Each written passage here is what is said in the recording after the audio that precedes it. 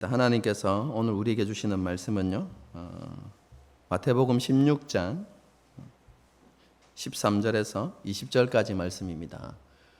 너무나 유명한 성경 본문이죠.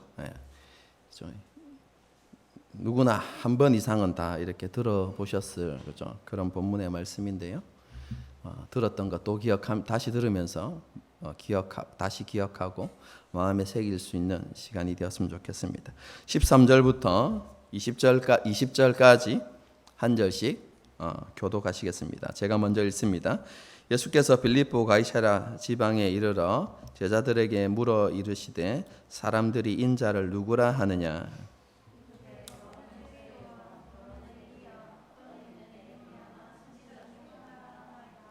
이르시되 너희는 나를 누구라 하느냐. 시몬 베드로가 대답하여 이르되 주는 그리스도시요 살아계신 하나님의 아들이시. 예수께서 대답하여 이르시되 바요나 시몬아 내가 복이 있도다. 이를 내게 알게 한 이는 혈육이 아니요 하늘에 계신 내 아버지시니라. 내가 이 반석 위에 내 교회를 세우리니 음부의 권세가 이기지 못하리라. 내가 천국 열쇠를 내게 주리니 내가 땅에서 무엇이든지 매면 하늘에서도 매일 것이요 내가 땅에서 무엇이든지 풀면 하늘에서도 풀리리라 하시고 이에 제자들에게 경고하사 자기가 그리스도인 것을 아무에게도 이르지 말라 하시니라. 아멘. 오늘 본문의 사건이 있기 전 바리새인과 사두개인들이 예수님을 찾아갔던 일이 있었습니다. 우리는 별일 아닌 것처럼 생각할 수 있지만 그 당시에는요 굉장히 좀 이례적인 일이었습니다. 왜냐하면 그 당시 바리새인과 사두개인은 좋은 관계가 아니었습니다. 신학적 입장에 있어서 가장 첨예하게 대립했던 앙숙과도 같은 그런 관계였습니다. 가장 대표적인 차이는요, 성경에 나와 있는데 사도행전 23장을 보게 되어지면 부활과 천사와 영에 관한 것입니다. 그래서 바리새인은 부활도 있고 천사도 있고 영도 있다 이렇게 주장했습니다. 이게 사실은 성경적으로 맞는 것이죠. 여러분 그런데 율법 학자였던 사두개인들 그리고 그 사두개인들 안에는 서기관들이 많이 있었습니다. 그런 사두개인들은요 부활도 없고 천사도 없고 영도 없다 이렇게 주장했죠. 여러분 이것뿐만 아니라 많은 부분에 있어서 여러분 신학적으로 첨예하게 대립하는 관계였기 때문에 사이가 좋지 않았습니다. 여러분 그런데 예수님 때문에 연합전선이 구축된 것이죠. 그들에게 뭐가 생겼습니까? 공공의 적이 생긴 것이죠. 그리고 그 공공의 적인 예수님의 영향력이 너무 대단했기 때문에 그렇죠? 그 예수님과 싸우기 위해서는 연합이 필요하다고 생각하고 잠시 그렇죠? 싸움을 멈추고 힘을 합치게 된 것이죠. 이렇게 연합한 바리새인과 사두개인들이 예수님을 찾아와서 하늘로부터 오는 표적을 보여달라 이렇게 요청했습니다. 여러분 이 요구는요 선한 의도에서 시작된 게 아닙니다. 예수님께서 하시는 위대한 일들과 가르침을 보니 정말로 대단하다는 생각이 됩니다. 그러면서 우리가 예수님을 더 이렇게 신뢰할 수 있도록 예수님께서 하나님으로부터 나오셨다는 것을 믿을 수 있도록 너무 분명한 증거를 좀 보여주십시오. 그러면 우리의 믿음이 더 견고해지겠습니다. 이런 의도로 예수님께 그렇죠? 하늘로부터 오는 표적을 구한 게 아닙니다. 마태복음 16장 1절을 보게 되어지면 그 의도를 분명하게 밝혀주고 있는데 예수님을 시험하기 위함이다 이렇게 기록하고 있습니다. 예수님을 대적하고 모함하기 위해서 예수님으로부터 어떠한 꼬투리를 찾아내기 위해서 이런 표적을 요청했다라는 의미입니다. 예수님께서 그 이전에 기적들을 행하지 않으셨습니까? 아니요. 우리가 그죠? 얼마 전에 살펴본 본문까지만 생각해 보아도 예수님께서 어떤 일을 행하셨습니까? 오병이어의 기적, 그죠? 빵 5개와 물고기 2마리로 5천 명을 먹이시는 놀라운 표적을 행하셨죠. 그럼 그 이후에 가나안 여인, 그죠? 좀 더 정확하게 이야기하면 수로보니게 여인의 귀신 들린 딸을 고치시는 기적도 행하셨습니다. 그리고 반복적인 메시지라서 제가 살펴보지 않고 그냥 생략한 내용이지만요. 그 수로보니게 여인의 귀신 들린 딸을 고치신 이후에 예수님께서 갈릴리 근처 가까운 산에 올라가시고 또 많은 사람들이 병자들을 데리고 예수님께 나옵니다. 여러분, 그래서 예수님께서 그들을 고치시고 그 고치신 사건 중에 유명한 것은 듣지 못하고 말하지 못하는 사람을 데리고 왔는데 하나님께서 에바다, 열려라 라는 말씀을 선포하심으로 그 사람을 고쳐주는 사건도 중간에 일어납니다. 그리고 그 산에서 많은 병자들을 가르치시고 그들에게 하나님의 나라의 복음을 전하신 이후에 오병이어와 비슷한 표적을 또 행하시죠. 빵 7개와 작은 물고기 2마리로 4천 명을 먹이시는 그런 이적을 행하십니다. 그럼 이것은 메시지가 반복되기 때문에 제가 생략하고 넘어간 겁니다. 이제 예수님의 행적을 따라서 가게 되어지면 그런 사건 이후에 오늘 본문이 이렇게 나타나는 것이거든요. 어쨌든 예수님께서 그렇게 행하신 이적들을 사두개인들, 바리새인들은 그죠? 직접 보기도 했을 것이고 들어서 알고 있었을 것입니다. 그죠? 그런데 그 모든 표적은 그들에게 아무런 의미가 없었습니다. 왜냐하면 그들은 결론이 먼저 분명하게 나 있었기 때문에 그렇습니다. 예수님은 하나님으로부터 온 사람일 수 없다. 여러분, 그것이 그들이 내린 결론입니다. 왜냐하면 그들의 관점에서 예수님을 봤을 때 예수님은 율법을 무시하는 사람이었습니다. 율법을 지키지 않는 사람이었습니다. 여러분, 가장 첨예한 대립이 무엇입니까? 안식일 논쟁에서 나타나죠. 예수님은 안식일을 지키지 않는 사람. 여러분, 유대인에게서 안식일은 너무나 중요한 신앙 고백이 담긴 것입니다. 여러분, 그런데 그것을 무시한다는 것은 곧 하나님께 순종하지 않는다는 것이고, 그렇게 하나님께 순종하지 않는 사람이 하나님께서 보내신 선지자다, 메시아다 이렇게 인정할 수 없었던 것이죠. 여러분, 그래서 그들의 결론은 확고했습니다. 예수님은 가짜다, 거짓 선지자다 분명했던 것이죠. 그렇기 때문에 예수님께서 행하시는 모든 표적은 하나님의 능력으로 행하는 것이 아니라 뭐라고요? 귀신의 왕 바알세불을 힘입어서 행하는 거짓 기사다. 이렇게 받아들였던 것이죠. 이런 결론을 가지고 있는 사람이 예수님께 나와서 하늘로부터 오는 표적을 보여주십시오 라고 이야기하는 것은 믿겠다는 것이 아니라, 그렇죠? 다른 의도가 있다고 봐야 되는 것이죠. 그게 뭐라고요? 사소한 꼬투리라도 잡아서 예수님을 모함하고, 그렇죠? 지금 이 바리새인과 사두개인은 예수님을 죽이려는 계획을 세우고 있는데, 그렇죠? 그 계획을 실행하기 위해서, 그렇죠? 어떠한 사건들을 만들어내기 위해서 예수님을 이렇게 찾아가게 된 것이죠. 그렇죠? 이러한 모습은 그들의 영적 상태가 얼마나 심각했는지를 잘 보여준다, 이렇게 생각해 볼 수 있는 것이죠. 예수님께서는 그들의 동기가 무엇인지 너무나 잘 알고 계셨습니다. 그래서 지금까지 보여준 표적이 그들에게 아무런 의미가 없다면, 그렇죠? 다른 표적들도 의미가 없다는 것을 너무나 잘 아셨죠. 그래서 그들의 요구를 거절하십니다. 그러면서 그들을 책망하시죠. 그들의 영적인 무지함들을 신랄하게 비판하십니다.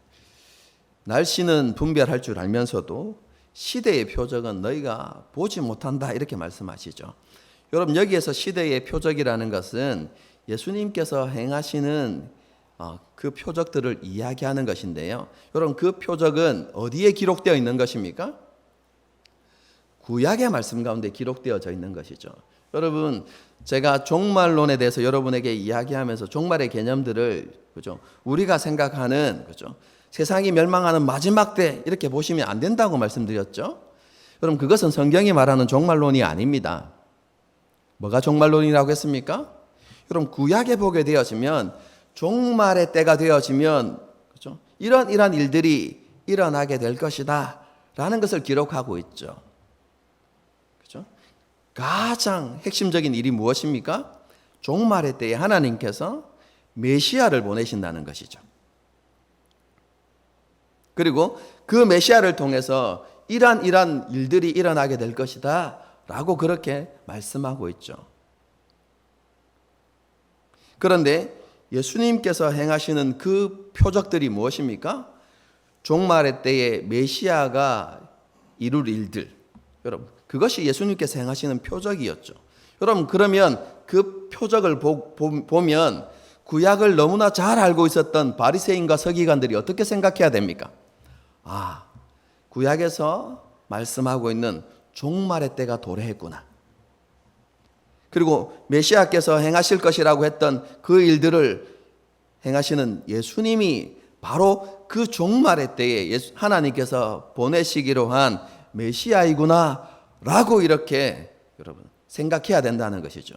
그래서 예수님께서 행하시는 표적은 시대의 표적, 그때가 종말의 때임을 보여주고 예수님이 메시아라는 사실을 보여주는 그런 표적이라고 받아들여야 했는데 그죠? 그들의 눈이 감겨서 분명히 말씀을 보고 있고 그와 똑같이 이루어지는 그 하나님의 역사를 보고 있음에도 불구하고 예수님을 믿지 못하고 있다고, 그들의 눈이 감겨 있다고 예수님께서 책망하신 것이죠.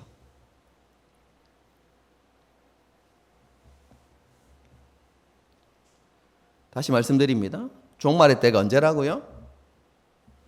종말은 예수님의 오심으로부터 시작되었습니다. 그리고 이 종말의 마지막은 예수님의 재림으로 끝이 나는 것입니다.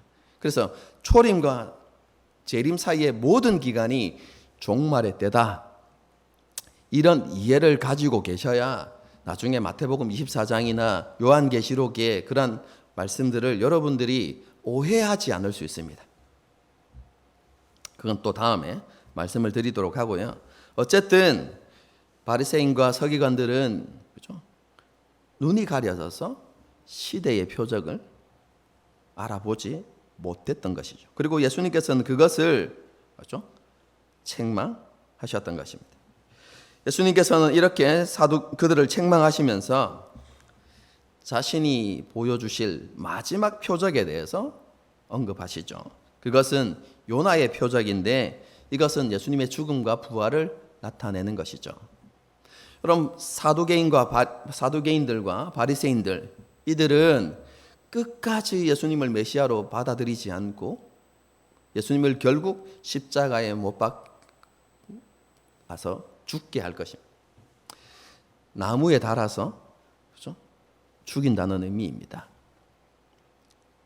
그런데 그렇게 되어질 것이지만 예수님께서는 그것을 통해서 내가 마지막 표적을 너희에게 보여줄 것이다 라고 이렇게 이야기합니다. 그 표적이 무엇입니까?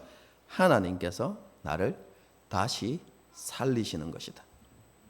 하나님께서 나를 다시 살리심으로 내가 지금까지 선포했던 그 하나님 나라의 복음이 진리라는 것을 증명해 주실 것이고, 그리고 내가 메시아로 왔다는 것을 하나님께서 인정해 주실 것이다. 그것이 마지막 표적으로 너희에게 나타날 것이다. 이렇게 예수님께서 말씀해 주셨던 것이죠. 그들에게 어떻게 보면 마지막 기회를 한 번 더 주시는 은혜다. 이렇게 생각해 볼 수 있습니다. 이렇게 예수님께서는 바리새인과 사두개인과의 논쟁을 끝내시고 제자들을 데리시고 건너편 가이사랴 지방으로 가셨습니다.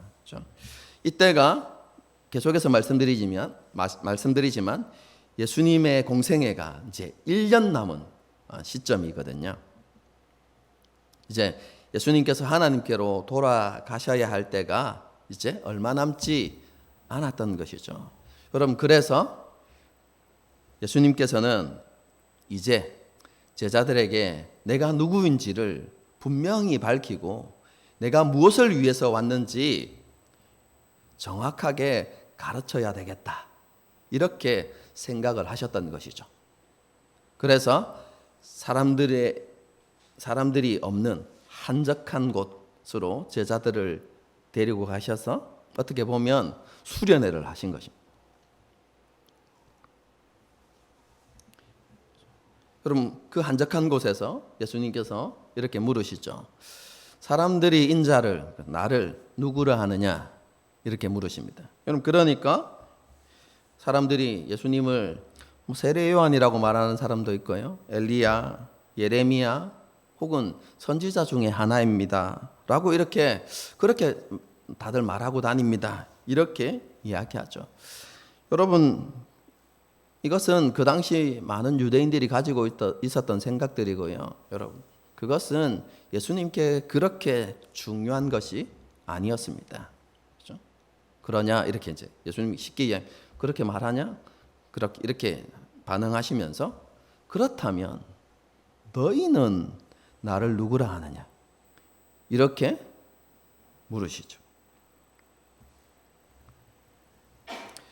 여러분, 이 예수님의 질문에 그죠? 우리는 위대한 신앙 고백, 그죠? 베드로의 위대한 신앙 고백, 이렇게 우리는 알고 있죠. 그죠? 베드로가 신앙을 고백하죠. 주는 그리스도시요 살아계신 하나님의 아들이십니다 라는 이 엄청난 고백을 하게 되죠. 여러분, 이 고백은요, 두 가지로 나누어서 생각할 수 있습니다. 첫 번째가 뭡니까? 예수님을 그리스도로 고백하는 것입니다. 여러분, 이 그리스도를, 그죠? 그리스도는 메시아라는 의미이죠. 예수님은 메시아이십니다 라고 이렇게 고백하는데요, 이 고백은, 그죠? 특별한 고백이 아니었습니다. 왜냐하면 예수님 당시에도 많은 유대인들 가운데, 그죠? 유대인들 가운데 많은 사람들이 예수님이 메시아일 수 있다라는 생각을 가진 사람들이 있었어요. 대표적인 사람이 세례 요한이죠. 예수님은, 그죠? 예수님이 메시아라는 것을 분명히 알고 있었던 사람입니다. 그리고 그 자신이 알고 있는 진리를 자신의 제자들에게 가르쳤죠. 그리고 그 제자들이 세례 요한이 죽고 난 이후에 예수님을 따랐죠. 여러분, 이렇게 보게 되어지면요, 여러분, 그 당시에 예수님을 메시아로 이렇게 생각하는 사람들이 있었다는 것을 알 수 있습니다. 여러분, 그런데 물론 그 메시아관이 성경에서 말하고 있는 메시아관은 조금 다릅니다. 그들이 생각하는 메시아는 어떤 메시아입니까? 정치적인 메시아이죠. 이스라엘을 압제하고 있는 모든 원수와 대적들을 다 멸하시고 이스라엘의 이전 영광을 회복해 줄 위대한 왕, 전사로서의 메시아. 그럼 그런 메시아를 기대하고 있었죠. 여러분, 그런데 이때까지만 해도 제자들이 예수님은 메시아입니다라고 이렇게 고백할 때 그런 유대인의 생각들과 크게 다르지 않았다는 사실을 알아야만 합니다. 그래서 예수님은 메시아입니다라고 이야기할 때 그것은 예수님께 큰 감동이 되지 못했습니다. 여러분, 그것을 어떻게 알 수 있죠? 조금 뒤에 반응을 보면 알 수 있습니다. 예수님께서 자신이 십자가 위에 죽으실 거라고 이야기하니까 베드로가 어떻게 반응합니까? 책망하죠. 그러면 안 됩니다, 이렇게. 예수님을 책망하듯이, 나무라듯이 그렇게 말하는 것이거든요. 여러분, 이것만 봐도 그들의 메시아관이, 그렇죠? 예수님께서 기뻐하실 만한 그런 신앙 고백이 아니었다는 것을 알 수 있습니다. 그렇죠? 메시아는 맞지만 메시아에 대한 개념이 조금 달랐다는 것이죠. 여러분, 그렇다면 예수님을 기쁘시게 한 게 무엇일까요? 그 다음에 나오는 고백입니다. 당신은 살아계신 하나님의 아들입니다. 여러분, 이 고백이 예수님을 기쁘게 한 것입니다. 여러분, 여기에서 살아계신다라고 이야기하는 것은, 그렇죠? 죽은 우상과 대비되는 표현입니다. 여러분, 이방인들도 신들을 섬겼죠. 우상들을 섬겼습니다. 그런데 그런 죽은 우상들과는 달리 살아계신, 그리고 유일하신 참 하나님이시다라는 개념입니다. 여러분, 이해가 되셨습니까? 살아계신다라고 이야기하는, 그냥 진짜로 그냥 하나님께서 지금 살아계신 분, 이것만을 이야기하는 것이 아니라 세상 사람들이 믿는 죽은 신들과는 구별되어지는 유일하신 참 하나님이라는 개념이 살아계신다는 표현인 것이죠. 그런 살아계신 하나님의 아들이십니다, 이렇게 고백했습니다. 여러분, 하나님의 아들이라는 개념은 그냥 단순히 하나님께서 예수님을 낳았다는 개념이 아닙니다, 여러분. 유대인의 관점에 의하면 하나님의 아들이라는 개념은 그 아들이 하나님과 동등한 신분이라는 의미입니다. 그래서 예수님을 누구라고 고백하냐면 자신들이, 그리고 자신의 조상들이 믿어왔던 유일하신, 그리고 참 하나님이신 여호와 하나님과 동등하신 하나님이십니다, 이렇게 고백한 거예요.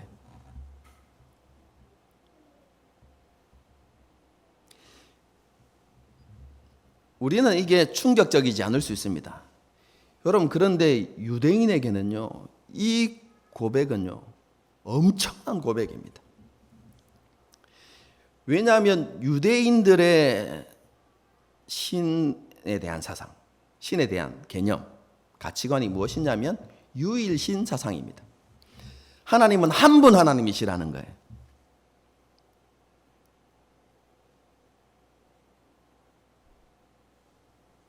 구약에서 끊임없이 여호와 하나님은 한 분이시니라고 이야기하잖아요.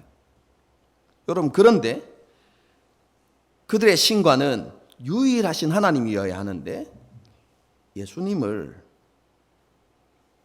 동등한 하나님이라고 이야기하는 것은 하나님이 두 분이 되는 것입니다, 여러분. 물론 나중에 이것이 그죠, 삼일체 교리로 이게 발전하게 되어지지만 어쨌든 그 당시의 개념으로 보게 되어지면 하나님이 두 분이 되는 것이죠. 여러분, 이것은 그 당시 유대교 신앙을 뛰어넘는 것입니다.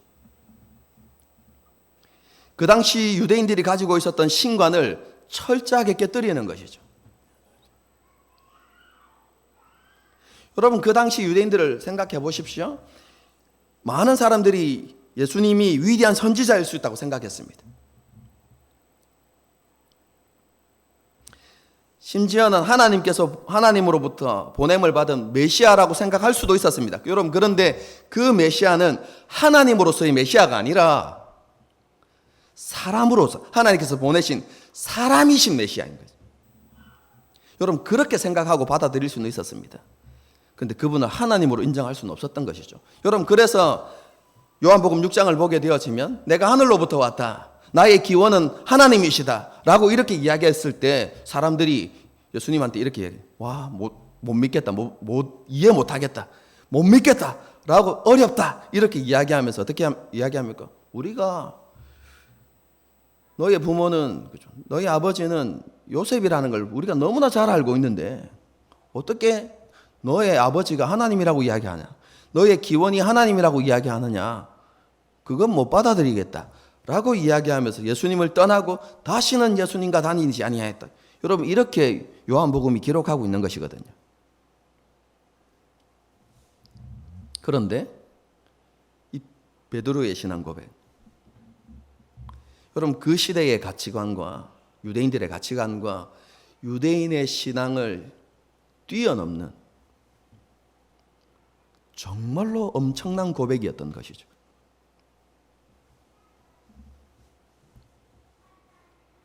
여러분, 그런데 한번 생각해 보십시오. 이 고백을 하기 전까지의 제자들의 모습, 그렇죠? 오병이의 기적을 행하셔도 눈이 감겨서 예수님이 누군지 보지 못했던, 그래서 바람과 바다를 좀 잔잔케 하시고 무리를 걸어오시는데도 뭐라고 이야기합니까? 도대체 누구기에 이런 일을 행하는 거? 저거들끼리 그렇게 의논하고, 그죠?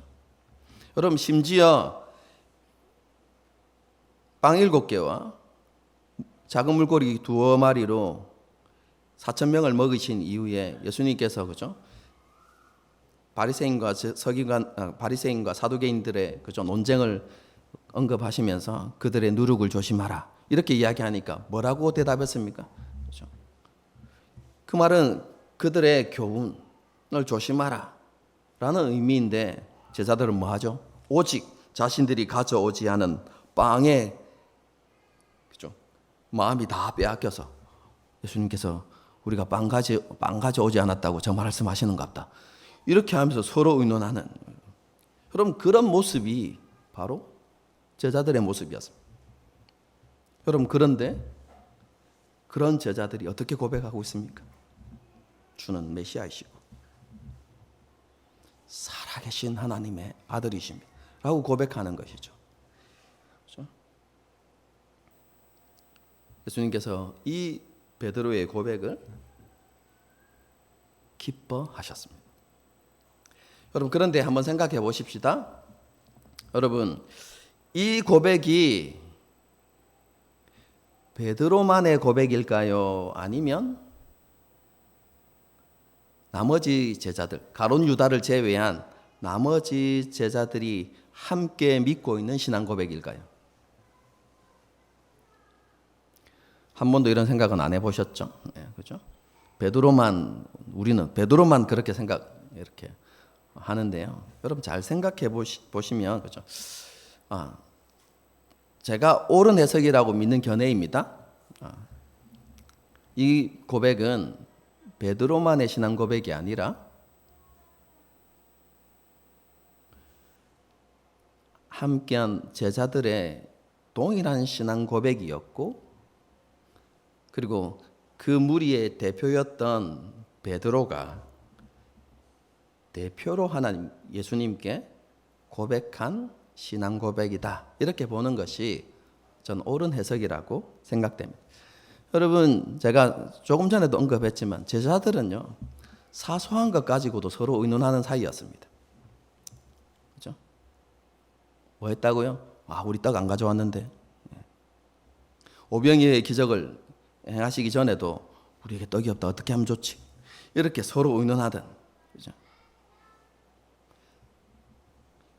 여러분, 그래서 우리가 복음서를 읽어보면 제자들이 서로 의논했다, 서로 심중에 생각했다, 여러분 이런 표현들이 많이 나타나요. 여러분, 그런데 그렇게 자주 의논하는 그 제자들이 가장 심각하고 중요한 문제였던 예수님은 누구이신가에 대한 여러분 토론을 안 했을까요? 여러분, 예수님께서 무리를 걸어오신 사건, 여러분 기적을 행하신 이후에 뭐라고 했습니까? 제자들이 서로 의논하면서 예수님이 누구이시기에 이런 일을 행하시는가? 여러분, 그렇게 서로 의논했다고 여러분 기록되어 있어요.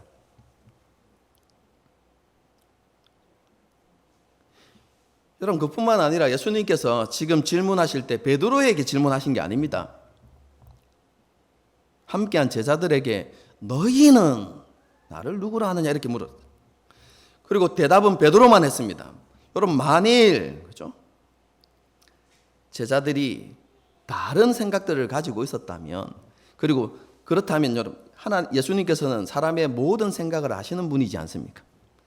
여러분, 그러면 그에게 또 질문을 해보셨겠죠. 왜냐하면 예수님이 지금 여러분 하시고자 하는 일이 무엇입니까? 제자들을 따로 데려가서 수련회를 열어서 그들에게 자신이 누구이신지를 나타내시고 자신이 오신 목적이 무엇인지를 가르치려는 의도를 가지고 지금 그 모임을 만드셨어요. 여러분, 그렇기 때문에 다른 생각을 가진 사람들이 있다면, 제자들이 있었다면 그에게 바른 믿음을 심어주시기 위해서, 바른 이해를 심어주시기 위해서 여러분 질문했을 것입니다. 여러분, 그런데 베드로의 고백을 들으시고 그죠?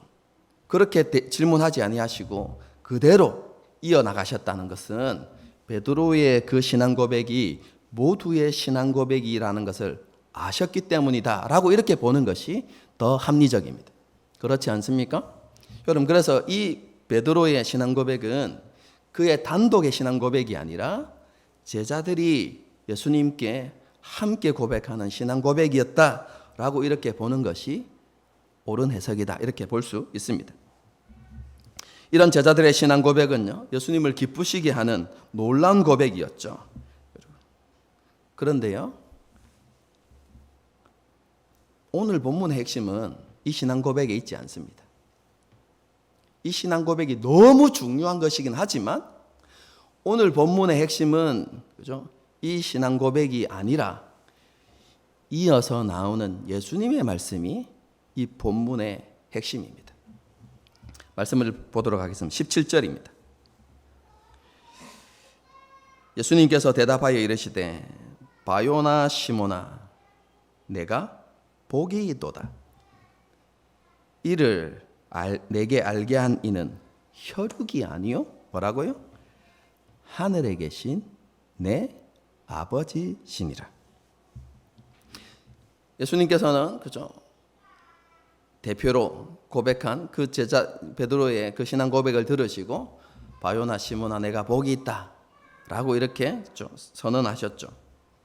여러분, 예수님께서 누구이신지를 정확하게 아는 것, 여러분, 그것이 참으로 복된 일이라는 의미입니다.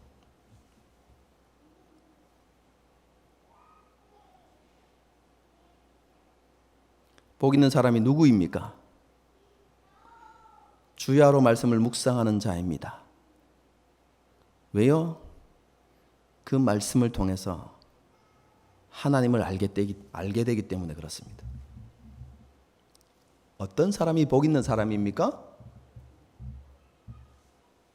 예수님이 메시아이심을, 그리고 하나님의 아들임을 아는 자들. 그래서 베드로와 제자들이 복된 자이고 저와 여러분이 진정으로 복 있는 사람인 것이죠.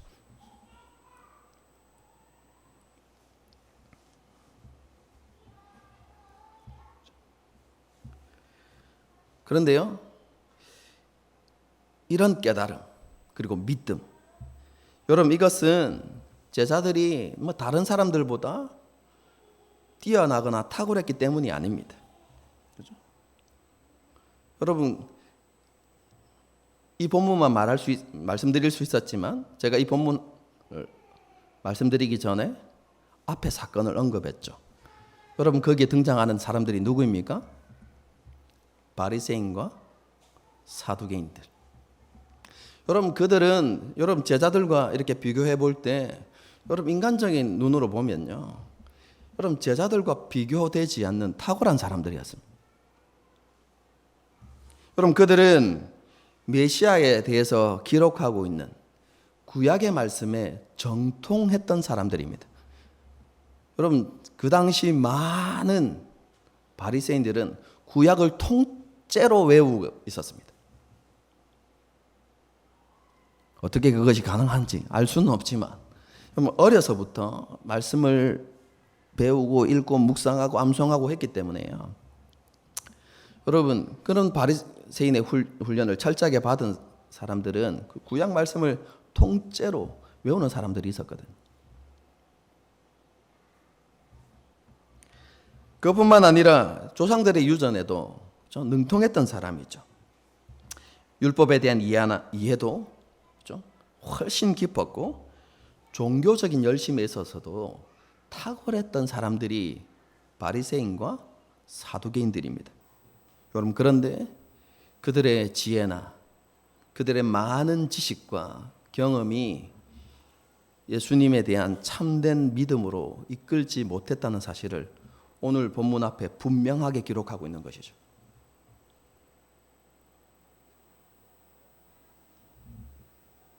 심지어 메시아이신 예수님께서 직접 오셔서 시대의 표적을 보여주시고 하나님의 나라의 복음을 들려주셨음에도 불구하고 여러분 그들의 눈이 가려져서 보기는 보아도 알지 못하고 듣기는 들어도 깨닫지 못하는 여러분 그런 아이러니한 일들. 여러분 그 당시에 종교 지도자였던 바리새인과 서기관들이 예수님을 보지 못하는 여러분 그런 아이러니한 일들이 일어나고 있었어요.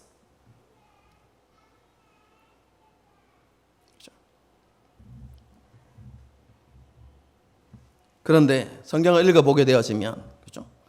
지극히 평범한 사람들, 그렇죠? 예수님께서 십자가에 죽으시러 예루살렘에 올라가는 그 마지막 시점까지도 누가 예수님의 좌우편에 앉을 것인가 서로 논쟁했던 그 사람들, 여러분 그 사람들이 어떻게 예수님께서 하나님의 아들이시라는 이 놀라운 사실을 알게 되었을까요? 예수님께서 그것에 대해서 분명히 말씀하시는 것이죠. 그것은 너희에게서 난 것이 아니라 하나님의 은혜다.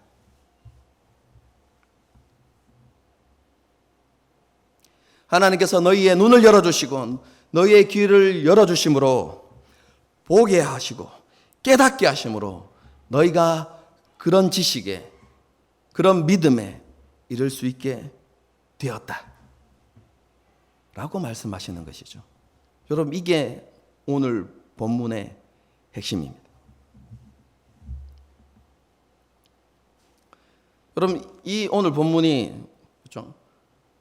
지금 우리가 지금 큐티하고 있는 그 큐티 본문하고 연결되더라고요. 여러분 큐티를 하신 분은 읽어보셨을 것입니다.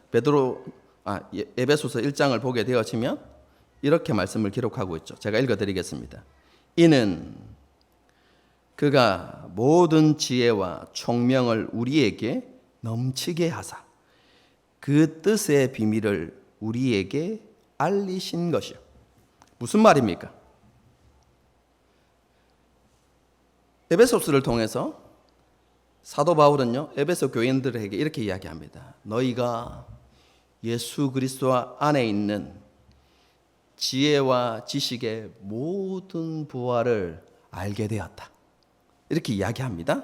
여러분 그런데 그것을 알게 되어진 것이 무엇 때문입니까? 하나님께서 모든 지혜와 총명을 너희에게 주셨기 때문이다. 이렇게 말씀하는 것이죠.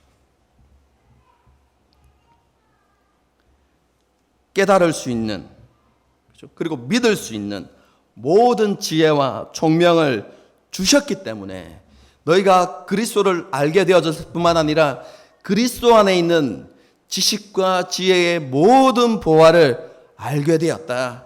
모든 것이 무엇이라고요? 하나님의 은혜다 라는 것이죠. 여러분 이 은혜가 저와 여러분에게 임한 것입니다. 우리가 어떻게 예수님을 알게 되었습니까?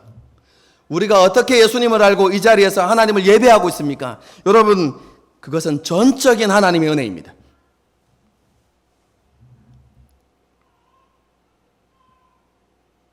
나의 어떠함이 아닙니다, 여러분. 여러분 우리가 믿는 복음을 한번 생각해 보십시오. 여러분 세상 사람들이 쉽게 이해하고 믿을 수 있는 내용입니까? 너무나 어처구니 없는 이야기 아닙니까?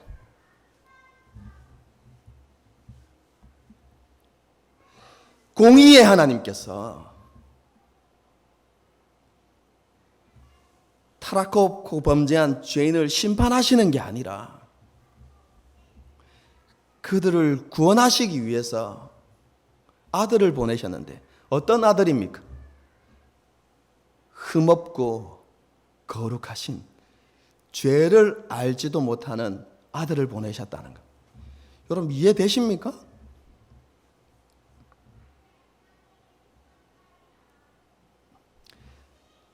전능하신 하나님의 아들이신 예수님께서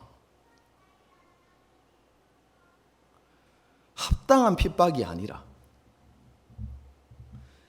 시기와 질투심에서 나온 불의한 고난과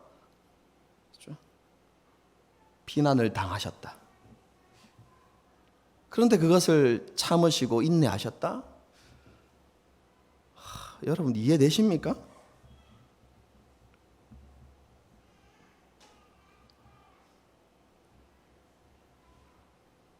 자신의 죄 때문이 아니라 온 세상의 죄를 위하여서.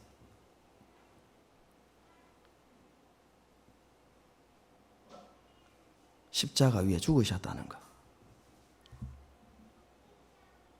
3일 만에 다시 살아나셨다는 것. 우리의 이성으로 이해되어지는 내용입니까? 여러분 그렇지 않습니다. 하나님의 은혜가 아니면, 하나님께서 깨닫게 하시는 은혜가 아니면 이해할 수 없고 믿을 수 없는 내용입니다. 제가 셀장 모임할 때 이런 얘기를 했습니다. 그죠? 신학자들 가운데 성경을 안 믿는 사람들이 있다고. 우리는 성경을 하나님의 말씀이라고 믿고 고백하지만 믿지 않는 신학자들 가운데는 성경에 대해서 이렇게 말하는 사람들이 있습니다. 성경에 하나님의 말씀도 있다. 그래서 그들이 주장하는 게 뭐냐면 성경 안에서 참된 하나님의 말씀을 찾아야 한다. 혹은 제자들이 자신의 스승이었던 존경하는 예수님에 대해서 꾸며낸 이야기들은 다 제외하고 진정한 예수를 찾아야 한다.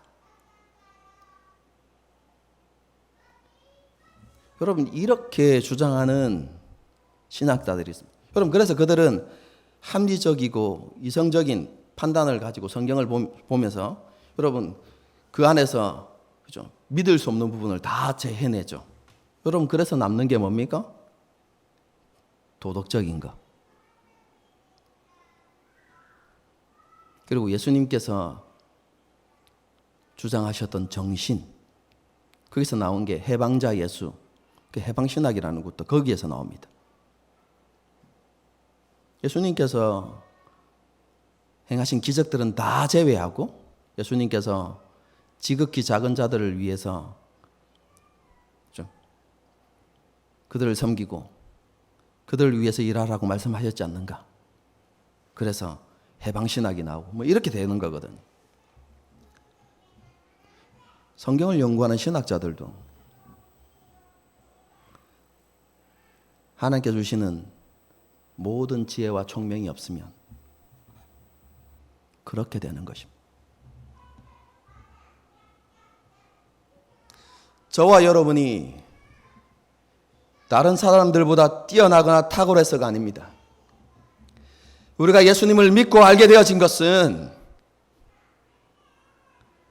하나님의 은혜입니다. 그분이 우리를 그 믿음의 자리로 이끄신 것입니다. 우리는 여전히 죄인으로 있을 때 하나님께서 우리를 사랑하시고 우리를 선택하시고 불러주셔서 하나님의 자녀가 되게 하신 것이죠. 여러분 그렇게 우리가 하나님의 새로운 백성이 되었습니다.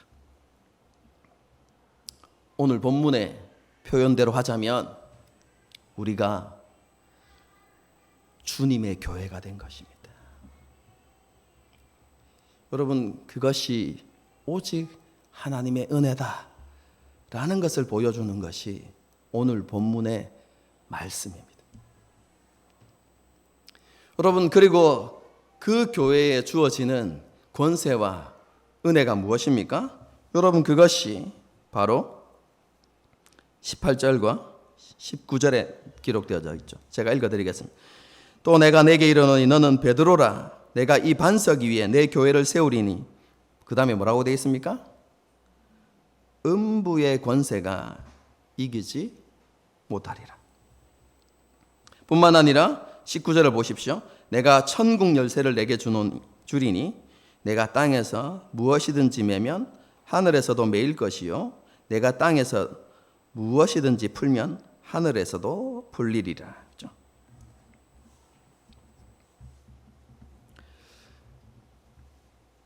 18절의 말씀은요. 그렇죠? 주님께서 자신의 교회, 내 교회를 세우는 데 있어서 베드로가 중요한 역할을 하게 될 것을 말씀하십니다.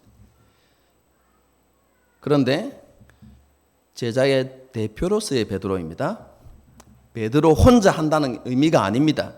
앞에서 신앙 고백도 제자들을 대표해서 신앙을 고백한 것이듯이 예수님께서 그들에게 권세를 위임하시고 축복하시는 것도 베드로 한 사람에게 하는 것이 아니라, 여러분, 그래서 교황 제도는 틀린 것입니다. 여러분, 한 사람에게 한 것이 아니라, 그렇죠?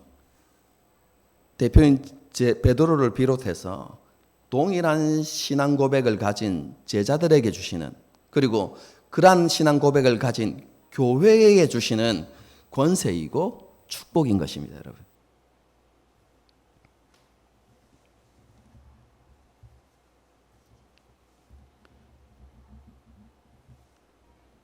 그 첫 번째, 그렇죠? 주시는 권세가 무엇입니까? 권세가 무엇이죠? 천국 열쇠를 주시는 것입니다. 메고 푸는 권세이죠. 여러분, 그런데 이것에 대해서 오해하시면 안 되는 것이, 12제자가 구원을 결정할 수 있는 권세가 있다, 이렇게 생각하시면 안 됩니다. 이건 월권 행위죠. 하나님의 자리에 앉는 것입니다. 그럼 도대체 이건 무엇을 이야기할까요? 여러분, 이것은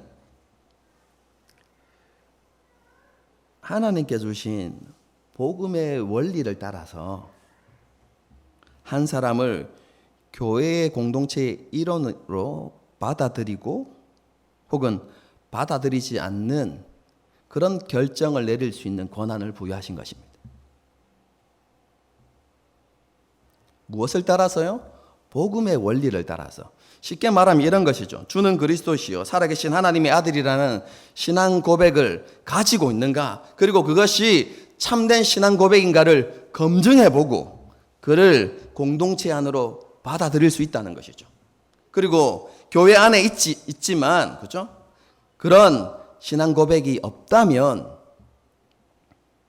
그를 공동체의 일원으로 받아들이지 않을 수 있는, 물론 공동체에 두는 이유는 무엇입니까? 그들이 계속 나오기 때문에, 그들이 말씀을 들음으로 그러한 믿음에 이를 수 있기 때문에 공동체 안에 두는 것은 허락할 수는 있지만, 그렇죠? 공동체에 그런 동일한 신앙 고백을 가진 교회라고 인정하지 않을 수 있는 권세가 있다는 것이죠. 그런데 심지어 교회 안에, 예를 들면 이런 일들이 일어나죠. 예수님께서도 말씀을 통해서 가르치십니다. 교회에 계속해서 죄를 범하고 공동체를 힘들게 하는 성도가 아니라 사람이 있습니다. 여러분, 그러면 어떻게 해야 됩니까? 처음에 그것을 본 사람이 권면하고, 듣지 않으면 두세 사람이 가서 권면하고, 그래도 듣지 않으면 교회에 이야기하고, 교회가 가서 이야기했는데도 듣지 않으면 뭐 하라고요? 출교하라. 왜요? 여러분, 그에게 뭐가 없기 때문에요?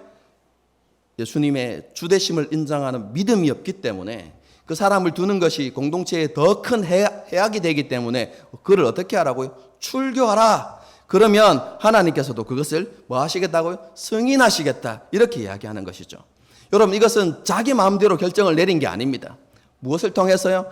신앙 고백을 중심으로 해서 그것을 기준으로 판단한 것이죠. 여러분, 이해되십니까?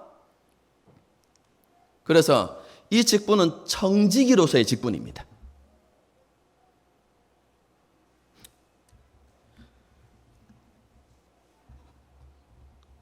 하나님께서 왜 이런 권한을 사도들에게, 그리고 사도들이, 그렇죠? 다 떠나고 난 다음에는 교회에게 그것을 위임하시는가? 이유는 그것입니다.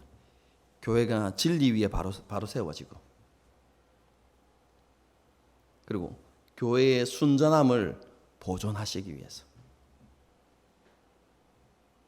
예수님께서 그런 권한을, 그렇죠? 교회에게 주신 것이죠. 그래서 우리는 이것을 잘 사용해야 되는 것이죠.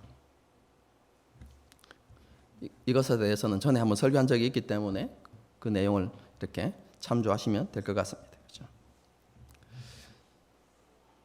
예수님께서는 교회가 진리 위에 바르게 세워지고, 그렇죠?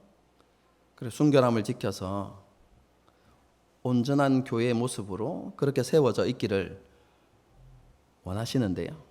그런데 그 꼴을 못 보는 존재가 있죠. 음부의 권세입니다. 여러분, 음부가 어떤 곳이라고 제가 말씀드렸습니까? 기억나시나요? 음부는 마귀와 그를 추종하는 악한 영들이, 타락한 천사들이 거주하는 곳입니다. 여러분, 그래서 그 음부는 무엇으로 가득하냐면요, 어둠과 혼돈, 파괴와 죽음으로 가득한 곳입니다. 그래서 성경을 보게 되어지면 하나님을 믿지 않고 죽은 자들이 내려가는 곳, 이런 식으로 표현되어져 있습니다. 그래서 구약에는 그곳을 스올이라는 단어로 이렇게 표현하기도 하죠.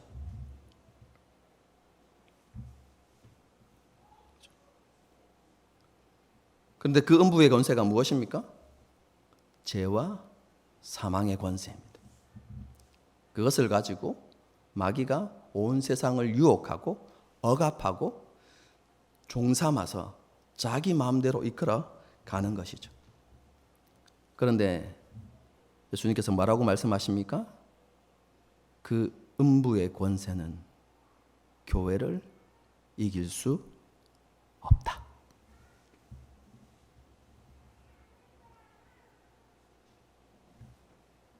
왜 그렇습니까? 여러분, 굉장히 단순합니다. 예수님이 교회의 머리이시기 때문에 그렇습니다. 예수님께서 교회의 주인이 되셔서 교회를 보호하시고 지키시기 때문에 음부의 권세가 이길 수 없는 것이죠. 뿐만 아니라 예수님께서 그렇게 하실 뿐만 아니라 이미 우리에게 죄와 사망의 권세를 이긴 부활의 생명을 우리에게 주셨어요. 이미 우리가 부활의 생명을 가진 존재이기 때문에 사망이 우리에게 임하지 않는 것입니다. 이길 수 없는 것입니다, 여러분. 이런 의미에서 교회와 그 안에 속한 모든 성도, 우리까지 다 포함해서, 여러분, 교회와 성도는 무엇입니까? 이미 승리자입니다. 영원한 승리자인 것이죠. 목사님, 오늘날 교회의 모습을 보니까 그렇지 않은 것 같은데요. 교회가 진리 위에 바로 서지 못하는 것 같고, 코로나 사태 이후에 세상으로부터 손가락질 받고 멸시받고 외면받는 그런 세상을 보면 세상이 이기는 것 같고 죄와 사망의 권세가 이기는 것 같은데요.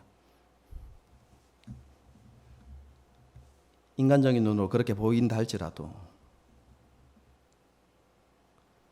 하나님 교회를 포기하지 않으십니다. 버리지 않으십니다. 여러분, 과거의 역사를 한번 생각해 보십시오. 세상보다 교회가 더 깊은 타락의 늪에 빠진 때가 있습니다. 성직자들이 성적으로 타락하고 면죄부를 팔면서 욕심에 취해 있을 때, 그래서 교회가 끝이 나는 것처럼 보여지는 그때에 하나님은 믿음의 사람을 일으키셨고 그 땅에 영적인 각성을 일으키셨고 그리고 교회를 새롭게 하셨죠.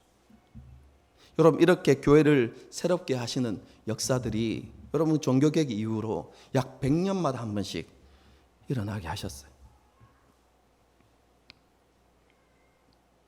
성령을 보내주시고 말씀을 보내주셔서 교회를 다시 새롭게 하시는 역사들이 일어난 것이죠.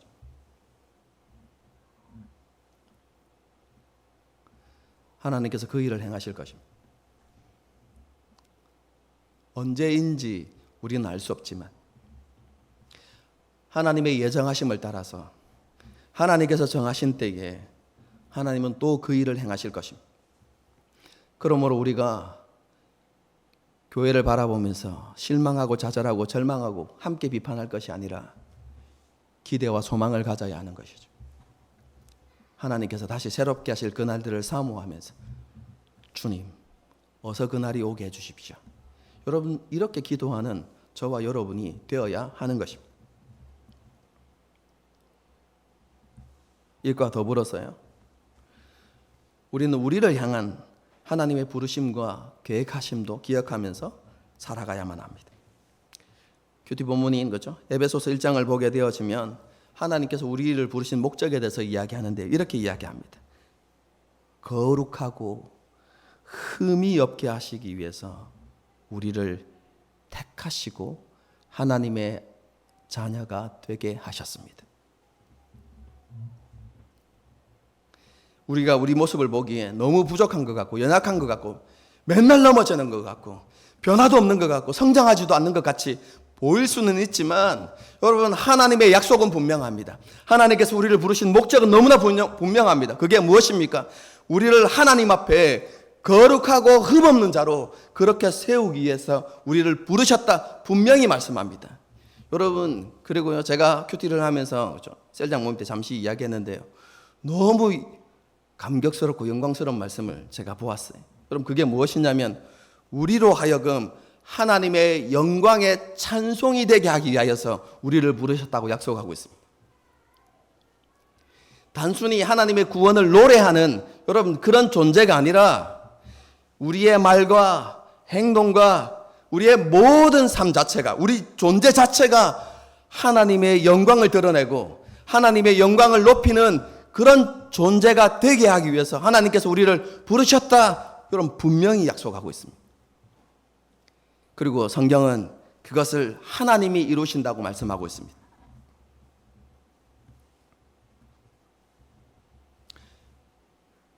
하나님은 그것을 능히 이루실 수 있는 전능하신 하나님이십니다. 그리고 성경은 하나님은 실수하지 아니하시고 하나님의 부르심에는 후회함이 없다고 말씀하고 있습니다. 여러분, 그게 약속의 말씀입니다. 여러분, 그 말이 무엇입니까? 지금 우리의 모양은 이 꼬라지라도 하나님께서 우리를 변화시키셔서 반드시 하나님 앞에 흠이 없는 거룩한 자로 세우신다는 것입니다. 그리고 우리를 하나님의 영광을 드러낼 존재로서 우리를 세워 가신다는 것입니다. 하나님께서 그 일을 이루실 것입니다. 우리가 해야 되는 것은 무엇입니까? 그 약속을 믿고 그 약속을 기대함으로 우리를 하나님께 드리는 것입니다.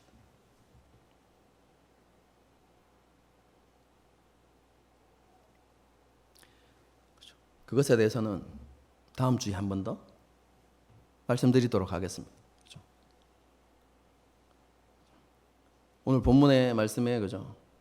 다룰 게 너무 많아서 그죠? 그 위에 이어지는 본문은 아예 다루지도 못했습니다.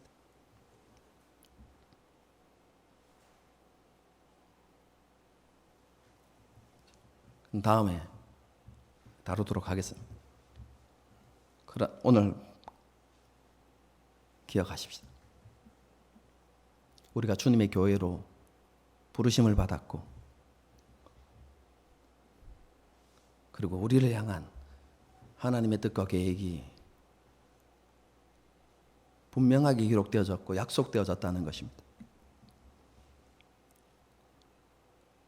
그러므로 우리는 우리 자신을 바라보는 것이 아니라 약속된 말씀을 붙들고 그리고 그 약속을 능히 이루실 그 하나님을 바라보면서 하나님의 뜻 앞에 우리 자신들을 끊임없이 내어드리는 그런 삶을 살아서 우리 안에 하나님의 계획하심이 이루어지는 것을 보고 경험해가는 그런 은혜가 있기를 주님의 이름으로 축복합니다. 함께 찬양하고 기도하는 시간을 갖도록 하겠습니다.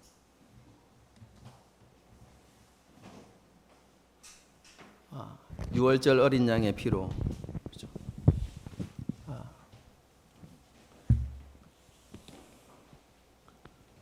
그죠?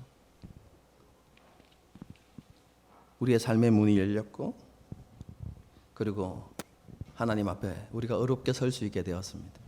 그리고 그것이 제가 설교 때 말씀드렸습니다. 하나님께 주신 전적인 은혜라고. 그렇죠? 그리고 그런 은혜를 주신 우리를 하나님께서, 그렇죠? 은혜만 주시고 포기하신 것이 아니라, 그냥 내버려 두시는 것이 아니라 여전히 우리를 지키시고 우리와 함께 하셔서 우리를 부르신 목적을 향해서 우리를 이끌어가고 계십니다. 그래서 우리의 삶 가운데 수많은 유혹과 공격이 있지만, 그렇죠? 그래서 우리가 넘어지는 것 같지만 우리는 완전히 패배하지 않습니다. 결국 이기고 승리하게 될 것입니다. 그리고 하나님의 영광을 노래하게 될 것입니다. 여러분, 그것을 우리가 바라보면서요, 믿음으로 찬양을 하고 하나님께 감사드렸으면 좋겠습니다. 함께 찬양하시겠습니다.